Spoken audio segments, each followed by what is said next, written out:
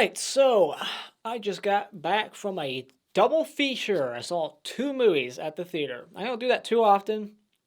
I did it once in 2018 and probably once in 2019, and I've done it this year so far. So, not too often am I lucky enough to catch two movies, and both those movies be very entertaining. So, I saw Bloodshot, which I will be talking about right now, and I saw the most controversial, most talked about movie ever.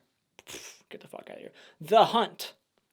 So, Bloodshot is by a first time director, a guy who I think has a history in visual effects, and this stars Vin Diesel and Guy Pearce. And it's about a super soldier. This is based off of a comic book, supposedly, not DC, not Marvel, some other comic book that I haven't heard of. I'm not a comic book person, just am not. But this is my kind of comic book movie because it's not so formulaic or as formulaic as some of the other ones where you got the typical bad guy wanting to take over the world and then they're going to succeed in the end. I mean, they succeed here, but it's to be expected. It's just, it doesn't feel like those other comic book movies. So I appreciated this one a lot more because of it, because I am just burnt out on the typical shit that we get every year by Marvel and DC. I'm just not a fan. So yeah, I like this one. And if you don't know the plot synopsis, it is about a super soldier. A soldier who gets killed in action. He wakes up a super soldier with these nano things, nanobites or whatever they call them, in his bloodstream that can repair body damage instantly. He's like Jason Voorhees and Jason X when he becomes Uber Jason. Or just regular Jason. I think they established that in the beginning of that movie. Like, he is like Wolverine. He can heal himself. But anyways, let's not talk about Jason Voorhees. So, I'm going all over the place. So it's about a super soldier. And he's programmed to help out this. He's programmed by this big old tech company and for a certain purpose. And that purpose is revealed in a trailer, but I feel like that's a twist in the movie, the way they present it and the way they slowly unveil it as the movie goes on. It's not so obvious. So that would be a negative right there. I feel like one of the biggest negatives for this movie is the trailer. I'm sick of fucking trailers ruining movies. I know what you're saying. Like, why are you watching them then? Well, I have to, A, walk out of the theater, or B, close my eyes and plug my ears and look like a moron in the theater. Everyone's staring at me like, oh, what the fuck's wrong with that guy? I don't want to hear it. I'm not going to walk out of the theater to ignore a trailer. And it's hard to know if you want to watch a movie unless you've seen a trailer. So it's like, damn if you do, damn if you don't. So it's like, you got to watch the trailer to know if you want to watch it. I mean, it would have to be like a movie from somebody I know. Like, if a movie was coming out from Ari Aster, I would be like, okay, I don't need to see the trailer. You know, he's made Midsommar, he's made Hereditary. I'm going to see it. But anybody else, I need to watch the trailer. So make better trailers, Hollywood. Whoever's in charge. I'm sure it's in the comic book. Maybe that's why they're like, well, everybody's probably seen the comic book. No one has seen the comic book. Not me. Anyways. So there's just this twist, and it's spoiled in the trailer. So I guess I don't want to talk about it here. So I'm going to try to keep this spoiler free. I'm not even going to talk about what the trailer shows you, because that trailer, it just ruins a lot of shit. So yeah, fuck that trailer. And so that would be one of my cons, is the trailer. And two, this is PG-13, and I feel like this could have been extra fun if it was R. You get side boobs. Like, there's a small sex scene towards the beginning, at the very beginning actually, and you see side boobs. They're like doing all these camera angles to like hide the boobs. You know, there's something obscuring the view. They keep it in the shadows. It's like, come on, make it R. Just show the boobs. If you're not going to show them, don't tease them, all right? That's rule number one, all right? That should be rule number one for making movies.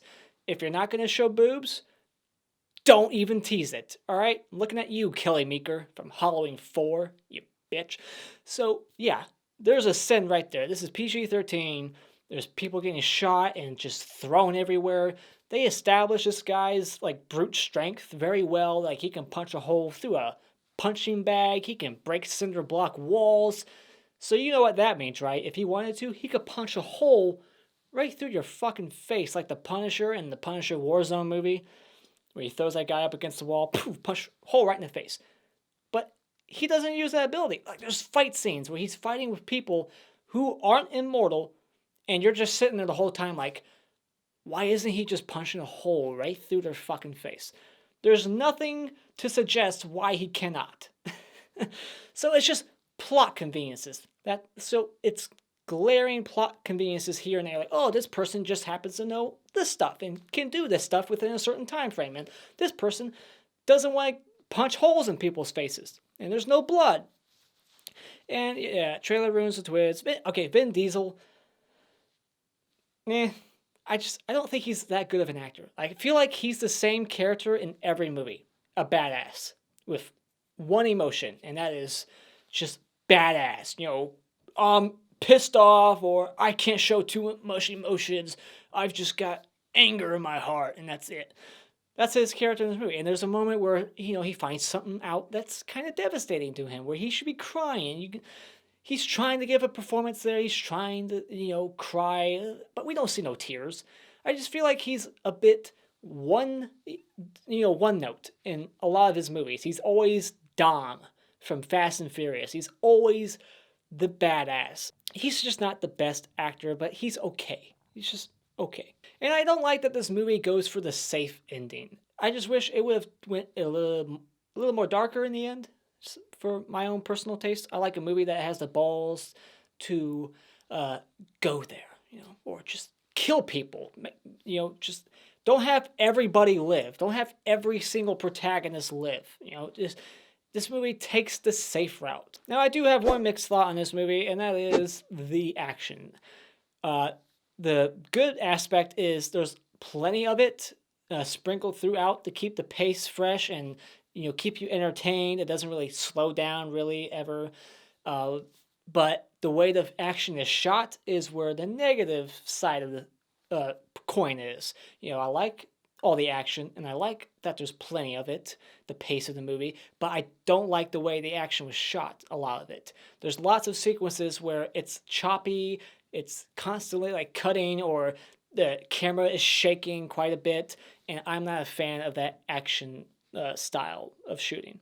I am a fan of the John Wick style, where the camera keeps everything in focus and you just see everything. Now, as for the things that I like about this movie, one thing that really just blows my mind about movies today, really, is just the CGI and the visuals that we can create nowadays. With the whole visual world, it's in the trailer where you see like this whole world being created around Vin Diesel.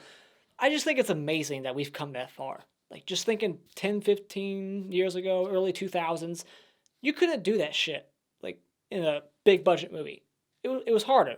Way harder. You could not pull that shit off. And it amazes me every time I see it. I'm like, wow, this is awesome that we've come that far.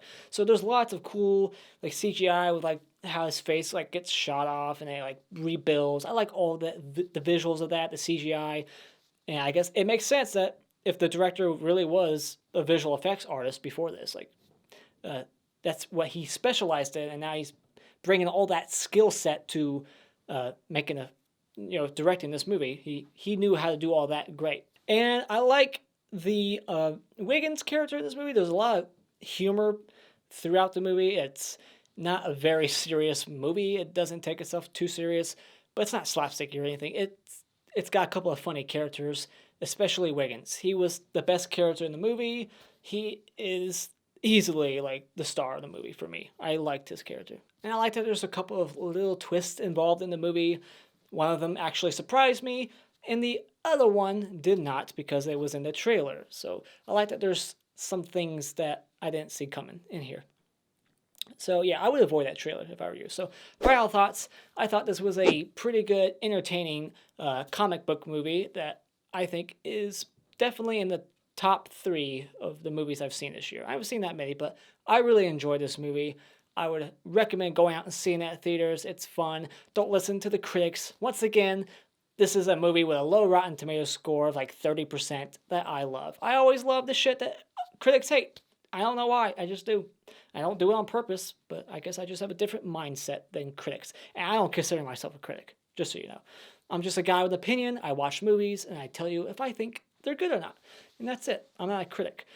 So, but yeah, I thought this movie was fun. So if you like Vin Diesel, you're going to get the same Vin Diesel that you get from a lot of his movies. And if you like cool, action flicks with lots of cool spectacles and, fist fights, you're going to get that too. I think this is a very entertaining movie. So when it comes to Bloodshot, I would definitely recommend going out and buying it. And those are my thoughts on Bloodshot. Have you seen this movie yet? Let me know what you thought about it in the comments below. What your favorite comic book movie is that isn't DC or Marvel.